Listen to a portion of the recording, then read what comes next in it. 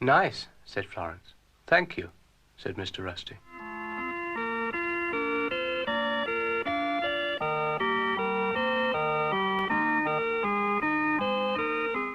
Exhausting, though, he said. I may have to fit a motor. It wouldn't sound the same, said Florence, doing a little dance. Do you like my little dance? She said, doing it again. I think it's very moving, said Mr. Rusty. It brings tears to me eyes. Zebedee arrived. What you doing? He said. Little dance, said Florence and Mr. Rusty. Sorry I missed it, said Zebedee. In the garden, Florence called to Dougal, who wasn't there. Brian was.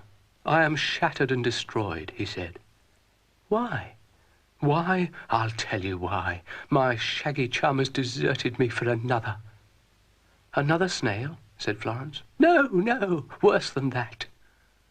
What? I thought I was his only shelly friend. I was wrong.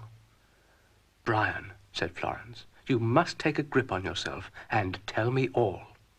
Yes, yes, I'll tell you all, said Brian. It's an oyster, a common oyster with a knobby shell. An old shaggy Briggs thinks it's lovely and talks to it all day. Great clump. I've never known anything like it in all my puff. Really, I haven't. Really. Brian was speaking nothing but the truth. Dougal had an oyster. You see, said Brian. Look out, Angus, said Dougal. Ah, company, said the oyster. Common mollusk, said Brian. He can talk, said Dougal. Yes, and so can I, said the oyster. Florence was quite overcome by the complications of it all. I've lost my pearl, said the oyster. He's lost his pearl, said Dougal. Nobody leaves the garden. Find the pearl. Everybody look. Everybody. Florence called Zebedee, who came. Trouble, he said. I've lost my pearl. Oh dear, said Zebedee, that will never do. Is this it? Looks like a pearl. My pearl, said the oyster. Come home. But the pearl hadn't, and seemingly didn't want to. Ungrateful thing, said Dougal. Hello, Pearl, said Brian. Got it? No, no, stop that. Stop it. No, no.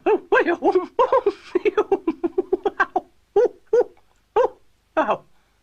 Now, Pearl, said Florence, you're in the wrong shell. He'll sell you, said Dougal, if you don't come out. What shall we do? Said Florence. Don't worry, Angus, said Dougal.